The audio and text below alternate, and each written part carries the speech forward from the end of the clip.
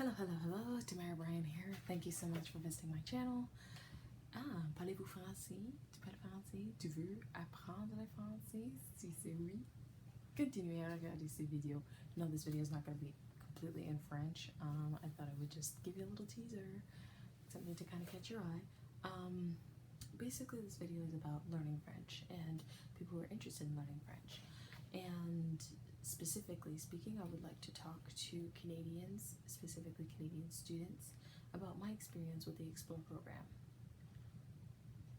Given the current situation with CV, don't want you to snatch my content, but given the current situation with CV, the outbreak, I don't know what they're going to be doing with that program. I do hope it stays and it continues to thrive because I found a lot of value with that program, and I really believe that there are other students who can find similar value with that program as well.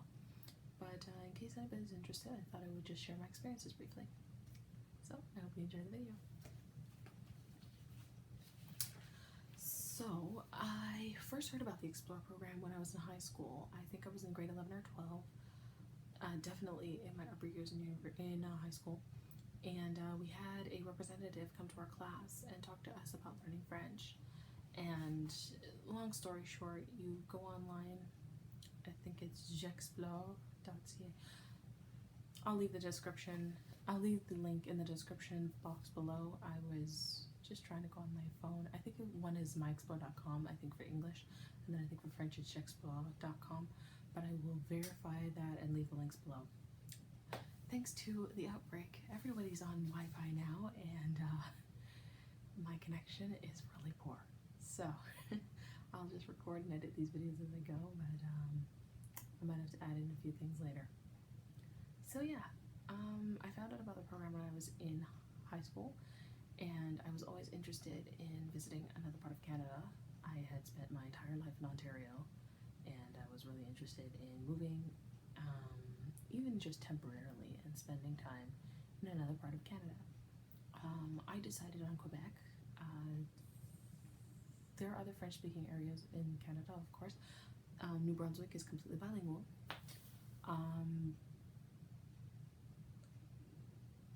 That's really the only province that has a very strong French influence. I would say that the others, they have pockets here and there that speak French, but other than Quebec and New Brunswick, I personally wouldn't have picked another place to practice my French. Because even if you get into a school, so what happens is you apply. Typically the deadline for the application would be the February 28th of each year. Once you fill out your application, you submit it, then you would wait, and there would be a specific draw to see if you would be chosen to go. I could be wrong, but I felt like a lot of people who signed up got in. I don't think that there was really that much competition for people getting in, and I say that because I didn't go to the Explore program once, I went twice to the Explore program. So what you need when you're going to the Explore program, you need to be a full-time student. Typically they want you to be at least 18. I think if you're about 17 or 16, they do have a kind of a transitional program. Again, I'll leave the information in the description bar below.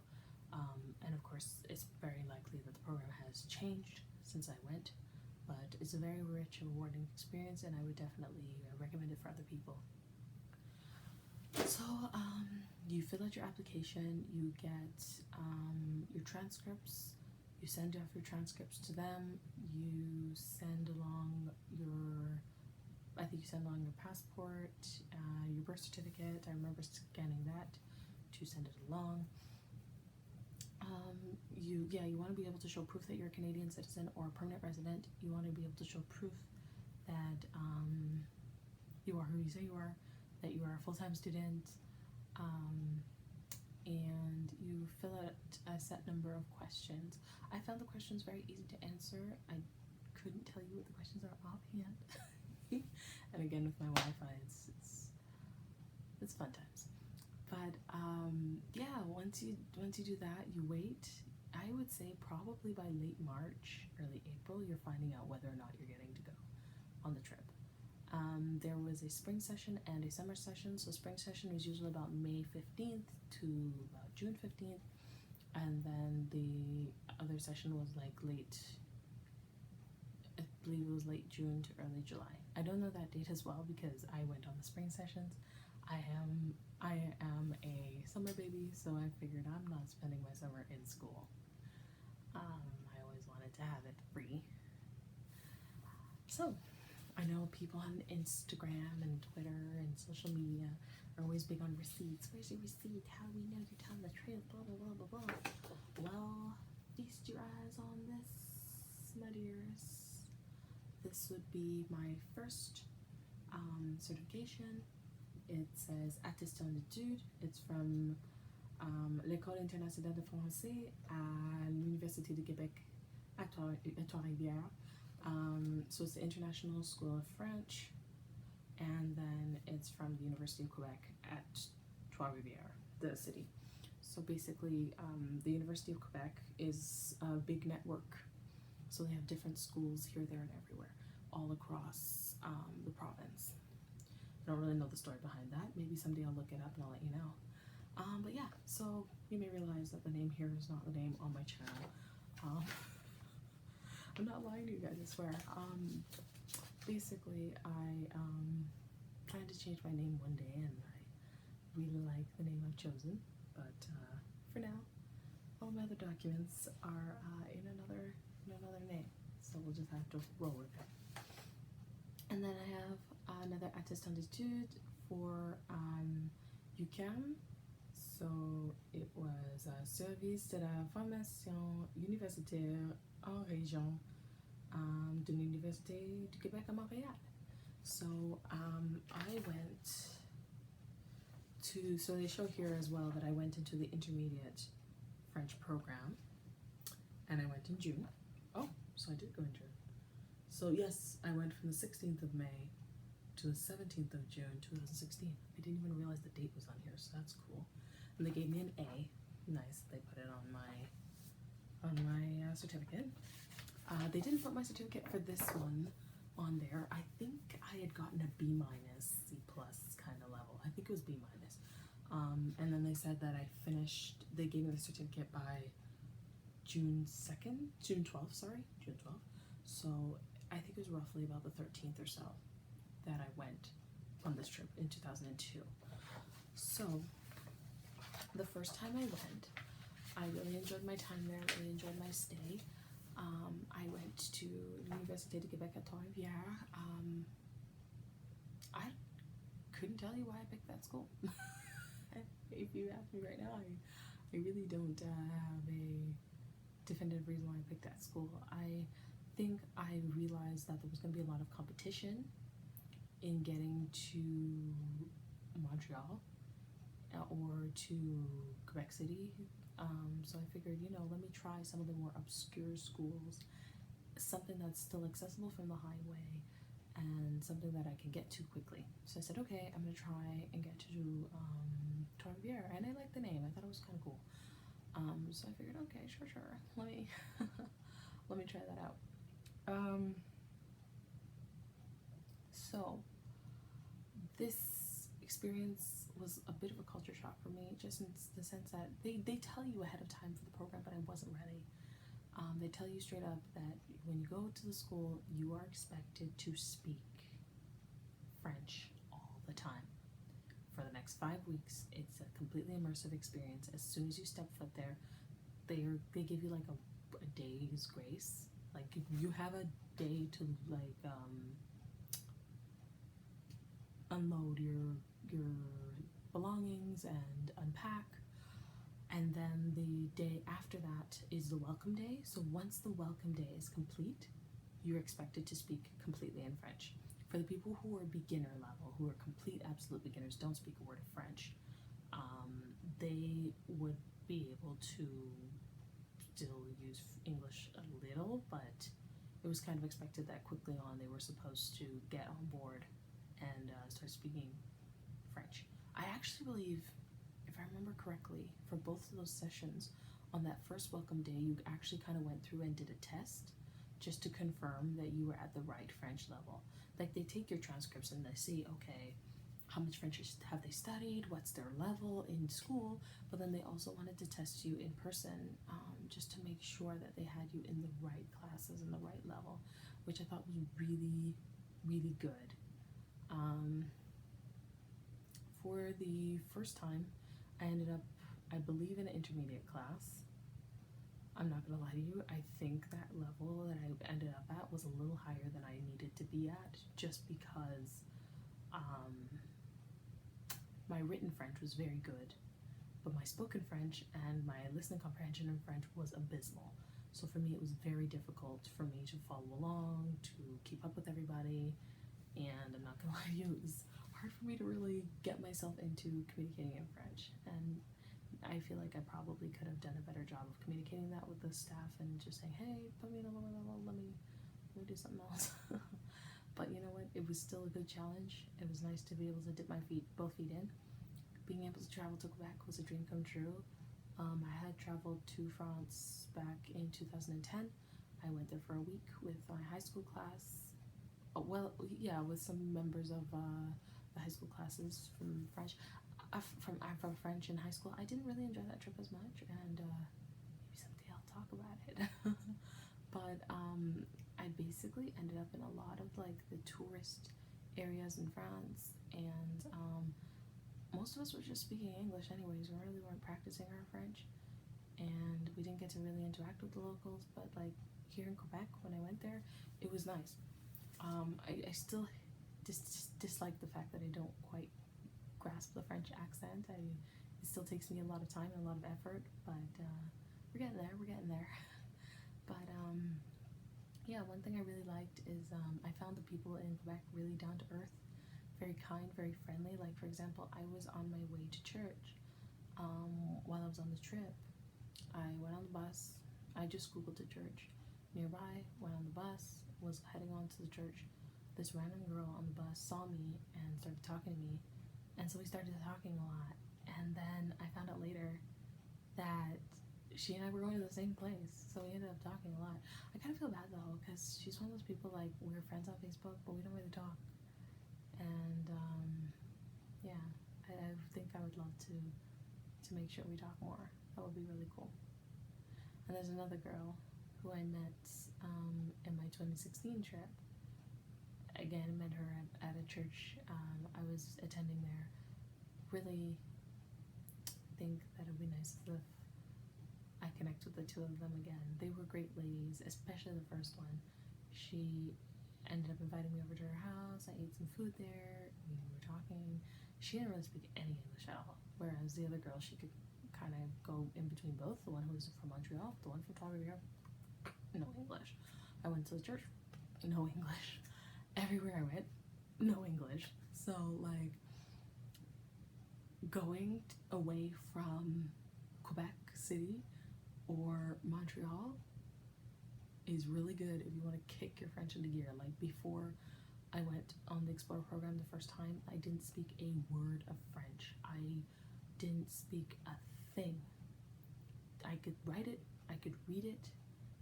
I guess I could practice a skit and participate in it, but other than that, me and the French, we're not friends. I couldn't speak a word of it. I wasn't speaking at all, and this program really forced me to get my speaking in gear. I loved as well that they took us to Quebec City. We got to enjoy that. I got to take some lovely pictures, meet some really cool people, which was really nice. Some of the pictures that I've taken on my trips, if you look at my intro video, you'll actually see them. Yeah. But yeah, you know, it was a great experience. We got to learn on the go. So what they would do is they put us in classrooms.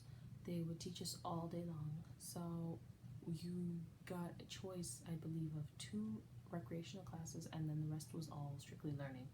So I did one class where we did a flash mob dance. That was really fun.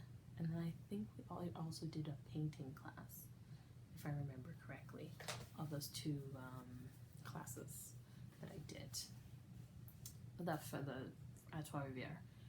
In in 2016, when I went to Montreal, it was a similar format. I think I'm struggling more to remember what I picked for my extracurriculars there, but I think I did some presentations and movies, French movies, and then I did presentations. I don't remember exactly, don't quote me on that one, but we definitely had choices of extracurricular activities in addition to lessons in the class. So that was very nice. Like, so it'd be like the morning time would be like the regular class, and the afternoon would be like the fun atelier, a workshop, which would be really fun to enjoy. So one difference I mentioned between the two was the languages. In Trois-Rivières, you couldn't find anybody who spoke French. Who spoke English. And sometimes, I remember there was one time I went into a store and I was trying to find headphones and I couldn't remember the word for headphones. And I stopped and I asked these ladies, I said, sorry, I don't really speak French. I said it in French, obviously. I said, bonjour, je parle pas français, mais j'ai besoin de quelque chose, tu sais le nom, on utilise ça pour écouter à la musique et tu le mettre dans l'oreille. And they were like, oh, c'est les écouteurs, c'est les écouteurs, tu peux l'acheter là.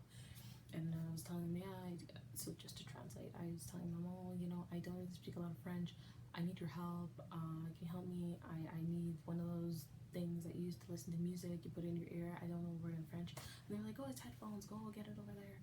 And they were really nice, really friendly, very friendly. I really like that town, I gotta be honest. If I had to go back to Quebec, I have been back since, but it was a work trip, so I really didn't get to like explore and do my thing, but and I'm grateful for the opportunities to go back to Quebec, don't get me wrong. I've been back twice since these two trips, both on work trips, so it's been fun, it's been good.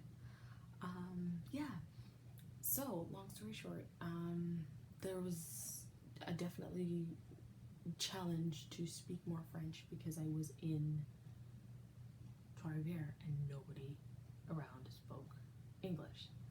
On the other hand, with Montreal, I found that it was so easy when I would go out, like if I went to a local supermarket or I went to a local, it's usually the supermarket or some festival in the street or something, I would go up to people, start speaking, trying to practice my French.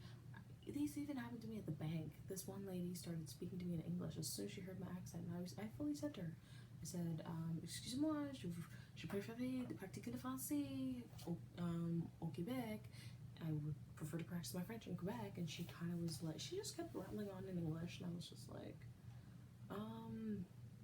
it's not why I'm here. I mean, I get that she probably wanted to practice her English, or she probably wanted to make me feel more at home, but it was really frustrating for me, thinking of the fact that I took the time to learn French, to come here and I'm in a program where I'm actually not supposed to speak English, and you're pushing me back into my native language. It was irritating. I'm not gonna lie, it was a little irritating back in Montreal. Every time I went to talk to somebody in French, like outside of the school, it went straight to English, and I was just like, oh, why did I come here? Another situation that I feel like I should probably mention, bed bugs. Yes, there were bed bugs, not at Trois-Rivières. We were very, very well taken care of at Trois-Rivières. No shade on UQAM, but UQTR was top tier. So yeah, at UQAM, there were bed bugs. There was a bed bug infestation the time I went there. Thankfully, the bed bugs did not hit my bed, but yeah, a lot of people had been moved around and switched around, and they had their own thing going on. I don't remember the exact setup of the room back in Trois-Rivières, but I remember having more privacy. In UQAM, there were like 3 people or 4 people a room, so they would have like room pods where you would have like 3 or 4 people there, and sometimes they had them as mixed gender spaces, and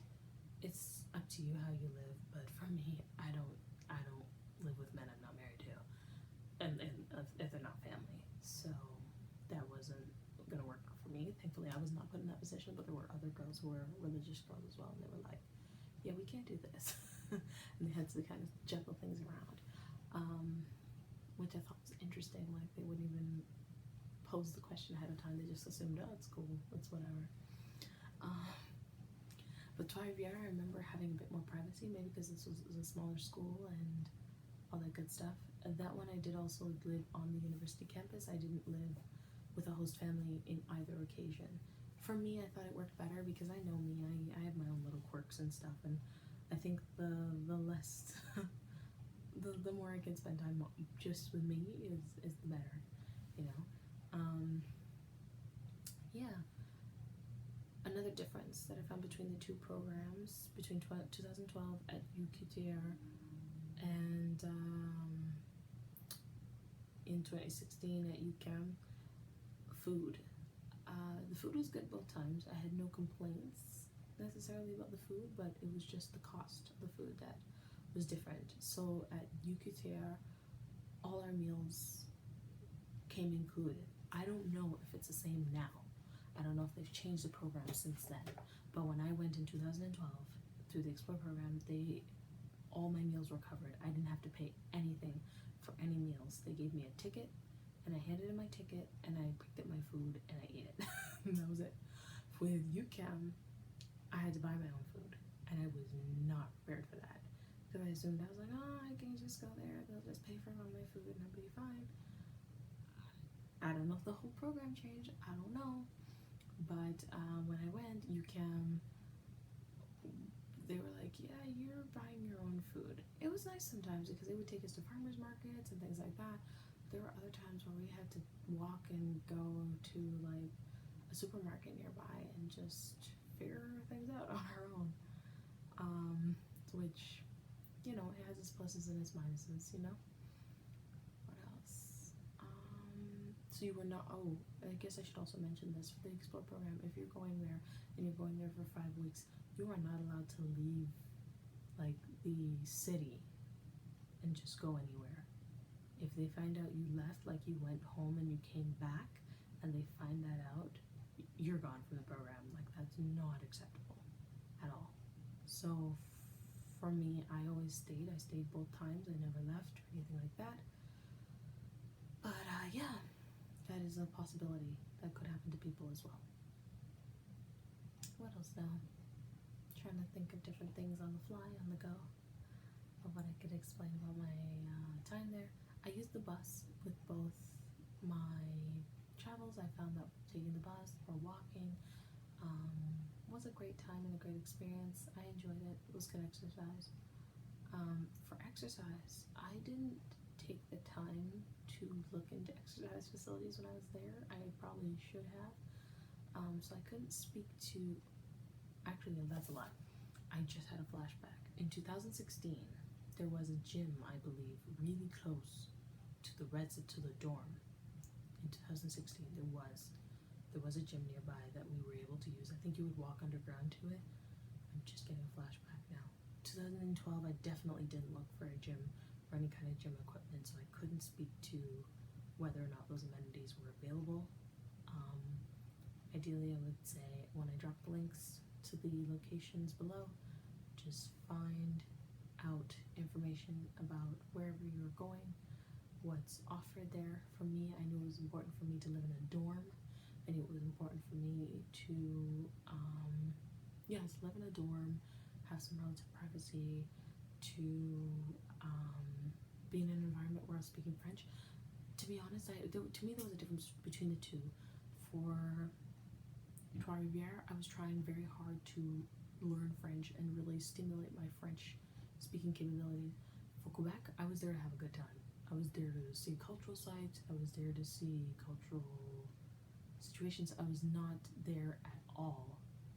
I mean, I was there to study. Like, I obviously got an A. Like, I wasn't just playing around, but I was definitely less serious about my French communication in UCAM than I was at UQTR. Meeting the locals, I found in both times it was a great experience. I loved meeting the locals. It was great. It was really nice. Teachers, UQTR, my teacher, She was a sample, let's put it that way. But I really think that she needed a bit more grace and patience with us, working with us as students. She just seemed very grouchy, very uptight a lot of the time. For my Montreal teacher, I really enjoy him. He was very laid back, very relaxed, really nice guy.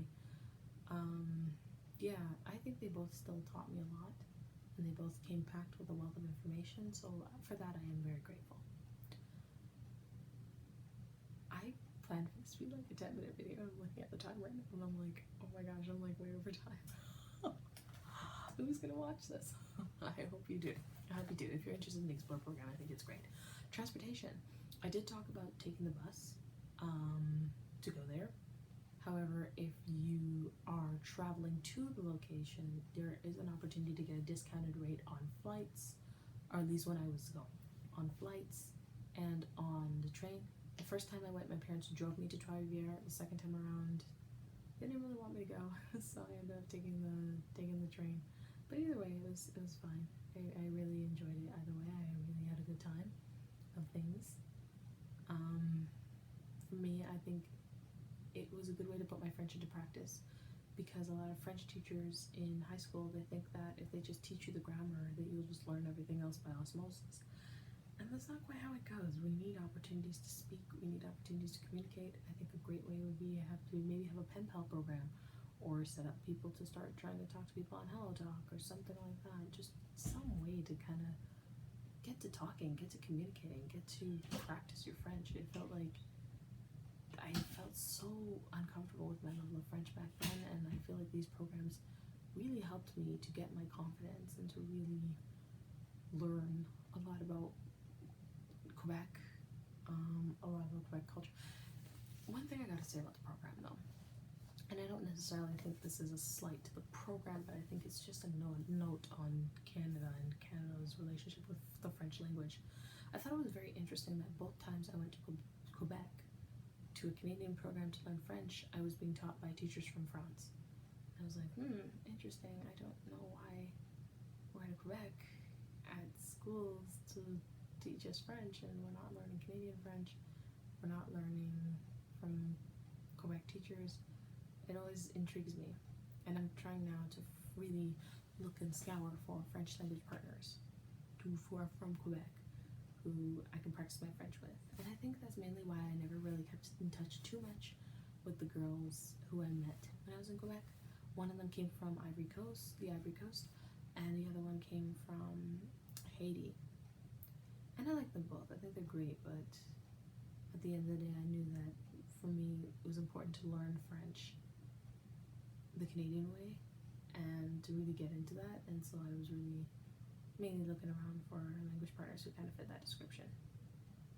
Yeah. Yeah, that's really all I think I have to say for now. Thank you so much for watching this video. I appreciate your time.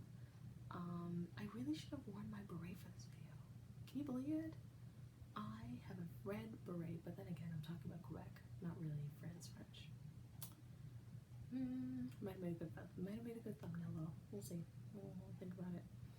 But yeah, you know, I'm really excited for any of you who are just starting out your journey in French, wanting to learn more, wanting to dig deep into the language. It's one thing to be able to say, and I have friends like that who'll say, oh, I got a degree in French and I can speak French, and that's great. I'm not trying to diminish any of my friends and their capabilities. I think it's amazing that they have a degree and that they can speak it and that they can write it. It's amazing. But I think having that practical experience and being able to open your mouth and speak the language, sometimes that can mean a lot more than a degree.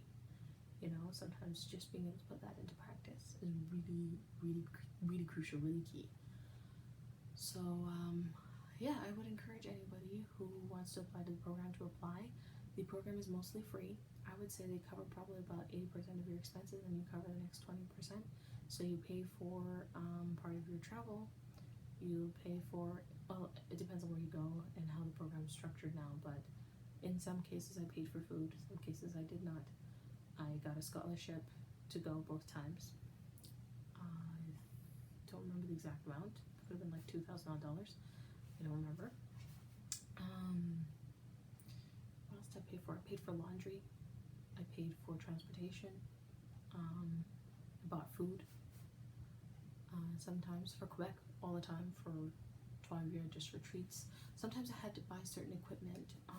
I think that sometimes it could have been a bit more clear as to what you needed in the room, like in terms of an Ethernet cable, or what cables connect to your computer, or